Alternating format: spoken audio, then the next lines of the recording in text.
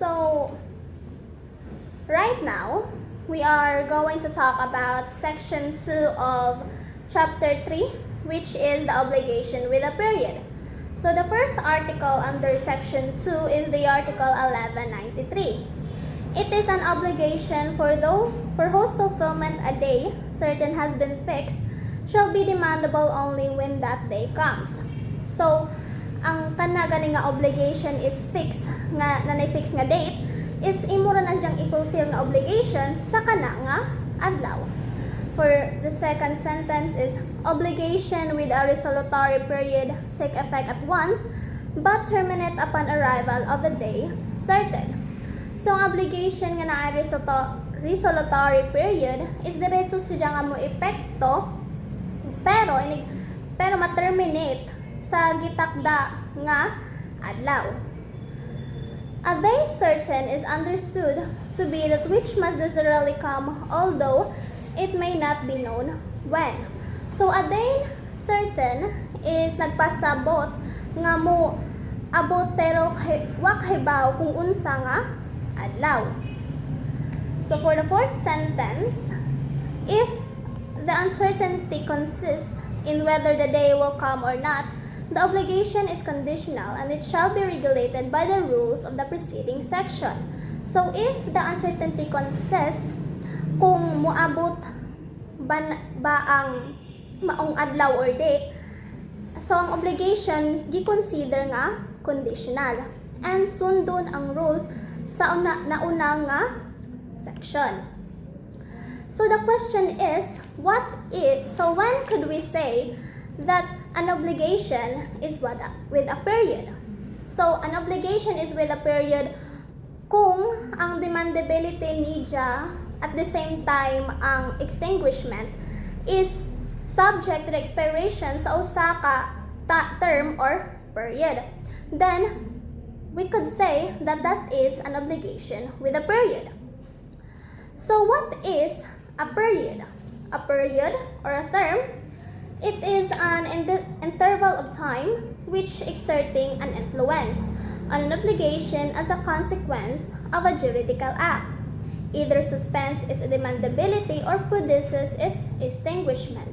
So, ang term or period is an interval of time nga nakaapekto sa usa ka obligasyon nga nagresult sa usa ka juridical act. It's either nga masuspend ang kanang obligation or mag-produce siya og extinguishment. So, ang condition ng ang term or period is naay kalahian. When you say condition, it is refers to an event, while ang term or period is refers to an interval of time.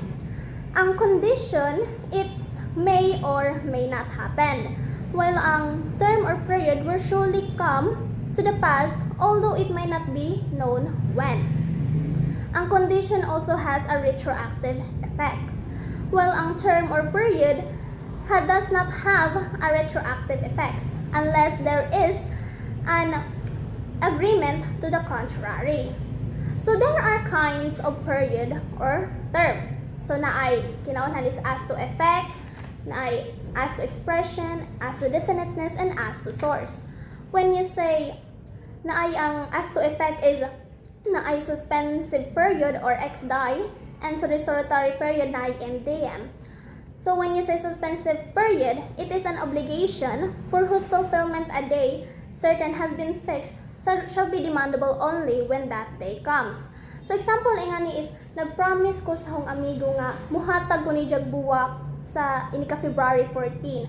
So, I have a liable nga muhatag ni Jagbuwak inika February 14. So, sa resolutory period, obligation with a resolutory period take effect at once but terminate upon the arrival of this day certain.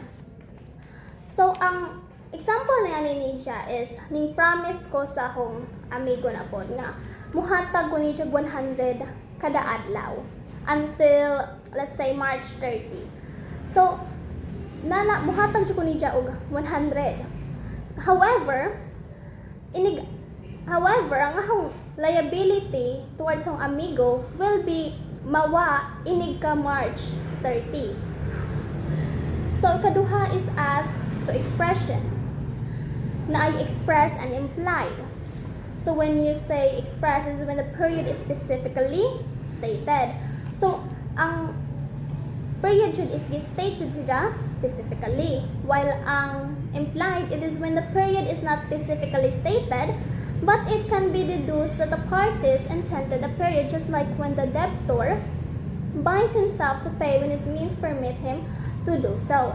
So ang implied is ang period is not specifically stated, pero masabtan nga ang parties na ay gi-intend nga period nga gitarga period, just like nga kung usa ka tawo is mo promise si nga mo bayad kung kaya na niya.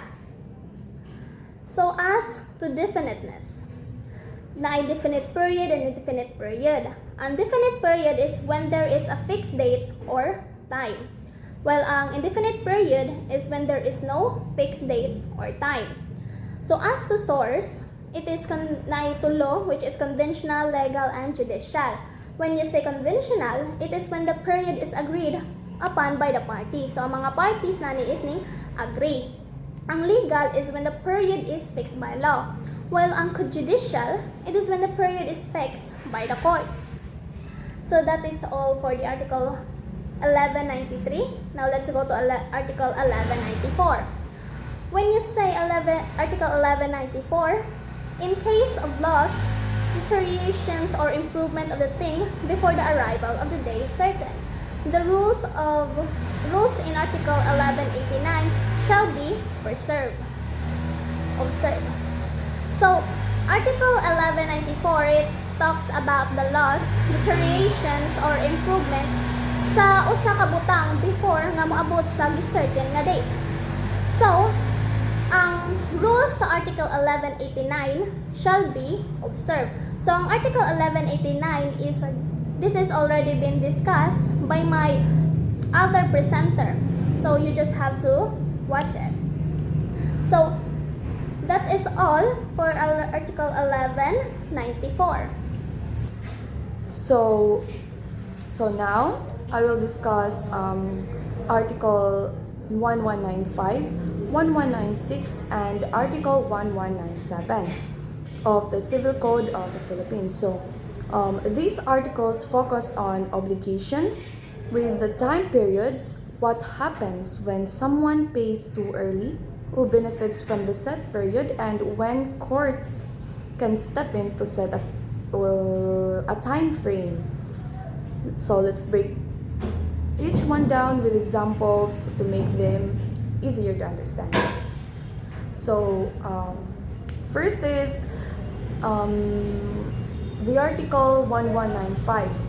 So anything paid or delivered before the arrival of the period, the obligor being unaware of that period or believing that the obligation has become due and demandable, may be recovered with fruits and interest. So this article states that if a person pays or delivers something before the due date, believing that the payment is already due, they can ask for a refund.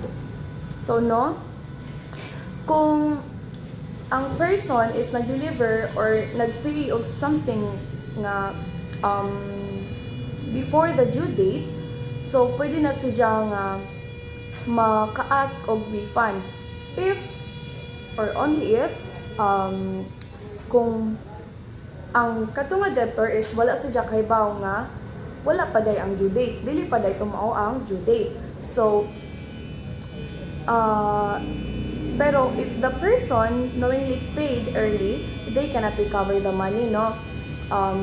If kahibaw to nga person ang katong ning bayad na nga dili pa to ang due date, pero ning bayad gihapon siya, so dili siya maka-ask og refund or cannot recover the money. So example, let's say X borrowed 100,000 pesos from Y on January 30, 2020 with an agreement to pay it back on December 30, 2020. Pero because both forgot the agreed due date, so X paid. So both ang two parties, si X o si Y, nakalimot sa ilahang due date or the agreement due date. So X paid on October 30, 2020. So 2 months earlier kay 'di ba dapat nga December 30, 2020 siya mo bayad. So since X was unaware of the actual deadline, the law allows him to get back the 100,000 plus any interest. So that should have accrued during that time. So in this case, no, X paid too early by mistake. Kaya sila baya both sila nga parties wala kahibaw or na kalimtan. So he thought that the obligation was already due. So the law protects him by allowing him to recover what he paid. So along with any legal interest. However, if X had known, so katong si X katong ning borrow, so if he had known, he would not be able to ask for a refund. So this prevents people from taking advantage of contracts by making payments they later regret. So overall, Article 1195 is nag-state siya that if a person pays or delivers something before the due date, believing that the payment is already due, they can ask for a refund. Pero if the person knowingly paid early, they cannot recover the money. So now let's talk Article 1196. So Article 1196 is whenever in an obligation, a period is designated, it is presumed to have been established for the benefit of both the creditor and the debtor.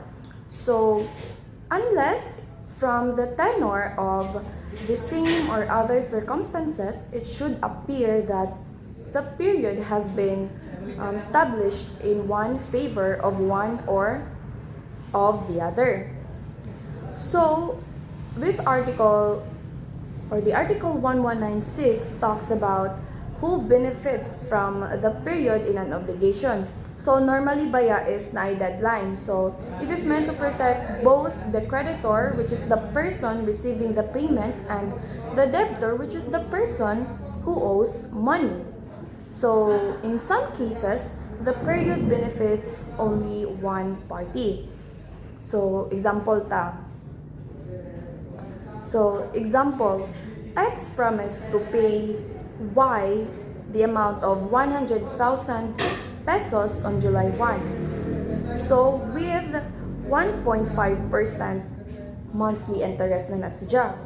And in this case, both parties ang naka-benefit. So si X, which is the debtor, nasdya time nga ma-use ijang money for business or investment. So no, si X makagamit nga to nga money for investment or sa iyang buhaton for business. So si Y pod, ang creditor is maka-earn si Jaw extra income from or through interest. Katong interest nga 1.5% monthly na siya. So, di ba? So, since both man sila naka-benefit, so neither can change the deadline. Kay sila man si X, which is the debtor, and si Y, ang creditor, naka-benefit sila pareho. So, neither can change the deadline without the other's agreement. So, now let's look at the case where the period benefits only one party. So, di ba, suppose X promises to pay 100,000 ni Y on or before July 1, 2020. So, here, only si X ra ang naka-benefit. Why? Because si X can pay anytime before or sa time na sa deadline. Pero, si Y, dili ba siya kadiwan kay naman sila agreement nga mo pay siya on or before. So anytime makapay ra si X sa iyang debt. So, si Y, mag-wait daw siya until July 1 to claim the money or before July 1. So, no? So, ang Article 1196 no is nag-talk with siya about sa who benefits from the period. Kay sa duha, so ato na example is ang duha is maka-benefit. Pero night time nga ang isa ra ang maka-benefit, which is ang debtor and ang creditor. So, ang maka-benefit jud nga na nilang duha if atong tan-awon si debtor kay magamit niya iyang money and makabayad ra siya anytime about ayan ang iyang debt. So Article 1197. So Article 1197, if the obligation does not fix a period but from its nature and the circumstances, it can be inferred that a period was intended, and the courts may fix duration thereof. So the courts shall also fix the duration if the period when it depends upon the will of the debtor. So in every case, the courts shall determine such period as may under the circumstances have been probably contemplated by the parties. So once fixed by the courts, the period cannot be changed by them. So there's a general rule of this. So the court is not authorized to fix a period. So when man ang court nga maka-fix og period? So first is if ang contract does not specify a deadline pero nag-imply og one. And if the obligation's timing depends on the debtor's will. So if the parties had unwritten understanding about the period, and if a debtor promises to pay when able or kaya na, making the obligation too vague, no? Makalibog, say term ano. So, example.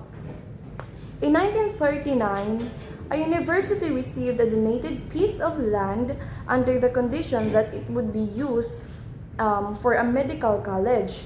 So decades passed, but the university never built the college. So in 1989, the heirs of the donor sued to take back the land. No, kay wa man gud sila na build. So na sila right nga na. So arguing that the condition was never fulfilled. So na right, diba? So diba usually if a contract has no fixed period, a court can set a deadline, di ba? As what I said kanina. So, but in this case, manggod, 50 years had already passed naman. And the university still had not met its obligation, which is katong magpahimo og medical college. And the court ruled that there was no need to set a new deadline, kay it was too late. And instead, the donation was cancelled, and the land was returned to the donor's heirs. So this case shows that courts will not endlessly extend deadlines when a party has or had more than enough time to comply. So, no. So na university, di ba? And rule jud nga ni is, di ba, ang rule ani is the court is not authorized to fix a period, pero it depends ra. Kay kani nga tong example, which is katong magpahimo sila or gidonate nga piece of land under a condition, di ba, that it would be used for a medical college. So let's move on in the last article of chapter 3, section 2, the article 1198. The debtor shall lose every right to make use of the period. First is when, after the obligation has been contracted, he becomes insolvent unless he gives a guarantee or security for the debt. Second is when he does not furnish to the creditor the guarantees or securities which he has promised. Third is when by his own acts he has impaired said guarantees or securities after their establishment, and when through a fortuitous event they disappear unless he immediately gives new ones equally satisfactory. Fourth is when the debtor violates any undertaking in consideration of which the creditor agreed to the period. And lastly, fifth, when the debtor attempts to abscond. So in any of these 5 cases have mention of Article 1198, the debtor shall lose every right to make use of the period, meaning kung ang period is disregarded and the obligation become demandable at once or immediately demandable. So this is actually based on the fact that the debtor might not be able to comply with his obligation. So let's discuss 5 cases. So the first cases is when the debtor becomes insolvent. So when we say insolvent, it is the lack sufficient funds, assets to meet their financial commitments or unable to pay their debts or financial obligations. So for example, Mr. A owes Mr. B a 100,000 pesos due and payable on December 25. If on September 10, usap pa ag due sa bayron nun ni Mr. A, naging insolvent na si Mr. A, so si Mr. B can immediately demand sa bayad ni Mr. A kahit di pa due and demandable unless si Mr. A maghatag og guarantee or security for the debt. And second scenario, when the debtor does not furnish to the creditor the guarantees or securities he has promised. Same example sa number 1. Suppose sa katong example sa number 1, si Mr. A promise ni Mr. B na i-mortgage ang iyang house to secure the debt. But if Mr. A fails to furnish said security as promised, so mawala niya iyang right for a period kay wala man niya buhata. Third is when guarantees or securities given have been impaired or have disappeared. So suppose na mortgage na ni Mr. A ang iyang house ni Mr. B, but then the house was burned through the fault or negligence of Mr. A. So the obligation has become due and demandable unless, so meaning nawala gihapon ag right of period ni Mr. A unless kung maghatag sa balik o bag-on security equally satisfactory. Now this is true and applicable in case of fortuitous event. So fourth is when the debtor violates his undertakings. Diri dapita is when he violates sa ijang undertaking, like if nag-promise siyang mo render og service but wala ni siya buhata, so the creditor then has a right to demand immediate payment of the debt or the loan. Fifth is when the debtor attempts to abscond. Remember, attempt. So, mere attempt is sufficient. Dili need diri ang actual absconding. Mere attempt is sufficient on the other hand. Mere physical leaving is kanang muhawa siya without intention to defraud naman is not enough. So, for example, if Mr. A changed his address without informing Mr. B with the intention of skipping talaga from his obligation, so that act is a sign of bad faith, and as a result, mawala ni Mr. A ang iyang right to the benefit of the period na stimulated sa ilang contract. So, that's it for the Article 1193 to Article 1198 of Chapter 3, Section 2. So, let's move on in the Chapter 3, Section 3. The kinds of obligation classified according to plurality of object. This is actually from Article 1199 to 1206. So let's begin in the first article. So the Article 1199. A person alternatively bound by different prestations shall completely perform one of them. The creditor cannot be compelled to receive part of one and part of the other undertaking. Obviously, this provision talks about a alternative obligation, but before we begin with Article 1199 as a background, we will discuss first the kind of obligation according to object. So first is simple obligations. When we say simple obligation, it is where there is only one prestation. So for example, X bound himself to deliver his only dog to Mr. Y. So we call that a one prestation or object of an obligation. So next, we have compound obligation. It is where there are two or more object prestations. It may be either conjunctive or distributive obligation. So when we say conjunctive obligation, this is where there are many prestations and all of them are due.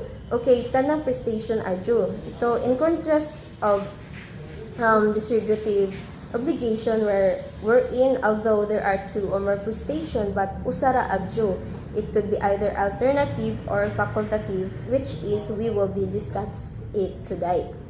So now, what is alternative obligations in essence? So in the said Article 1199, alternative obligation is when several objects or prestations are due but the payment or performance of one of them would be sufficient, meaning out of these two or more prestation na pwede ihatag, the delivery of one is sufficient to extinguish the obligation. For example, Mr. X promised Mr. Y to deliver his car or his ring or his house on December 25. So this example does not have to give all these three things enumerated. Dili ni siya kailangan ihatag ang car, ring, or his house kay bisan usara sa na-enumerate nga things will sufficient to satisfy the obligation. It will be extinguished already kay na-comply or fulfilled na. So questions.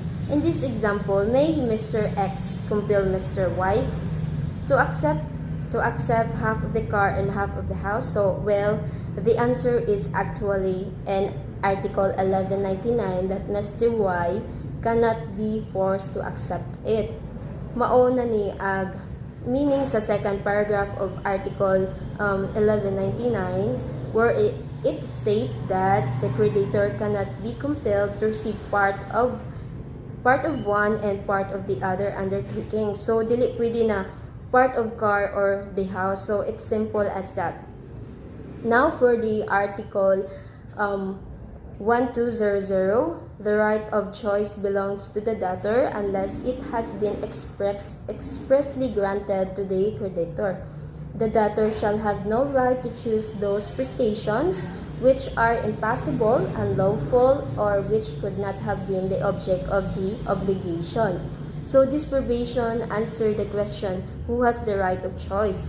So an alternative obligation out of these two or more prestation is usaraag ihatag and it will be satisfied the obligation. Logically, the next question would really be, who has the right to choose? Who has the right to choose the na ihatag? So the right of choice belongs to the debtor unless it has been expressly granted to the creditor. So in general rule, the debtor ang mag-decide but pwede rasad ang si creditor depende sa ilang ginasabutan na si creditor ang mag-decide kung siya ang mupili kung unsay ihatag niya. So in our previous example, if sa contract ni Mr. X between Mr. Y, wala may nakabutang kung kinsa ang naay right of choice, pero si Mr. Y ganahan ni siya na ang car ag ihatag ni siya. So nagdemand si siya na ang car ang i-deliver ni siya. So question, is Mr. X is bound the choice of Mr. Y? The answer is not, because Mr. X is not bound by the choice of Mr. Y. And the reason that it is not Mr. Y as a creditor who is given the right of choice absent in his stipulations. So As what I have said, that walay nakabutang kung kinsay na ay right of choice sa contract between Mr. X and Mr. Y. So automatic by the application of this law, Mr. X has the right of choice. So in the second paragraph of Article 1200 provides that the debtor shall have no right to choose those prestations which are impossible, unlawful, or which could not have been the object of the obligation. So, meaning, naghatag og limitation ag law as to the debtor right of choice. It said that di pwede na ag ijang pilion na prestation is impossible, unlawful, or which could not have been the object of the obligation. To have better understanding, in the previous example, Mr. X is maghatag og house or car or legal drugs or the star in the sky is ijang ihatag ni Mr. Y. So meaning, if atong i-apply ang rule, Mr. X cannot choose the third, which is the illegal drugs, kay unlawful siya. Then, dili pod pwede pilion ang ikaupat, which is the star in the sky, kay obviously, it is impossible. So, ang pilion na jud nga option is either the house or the car.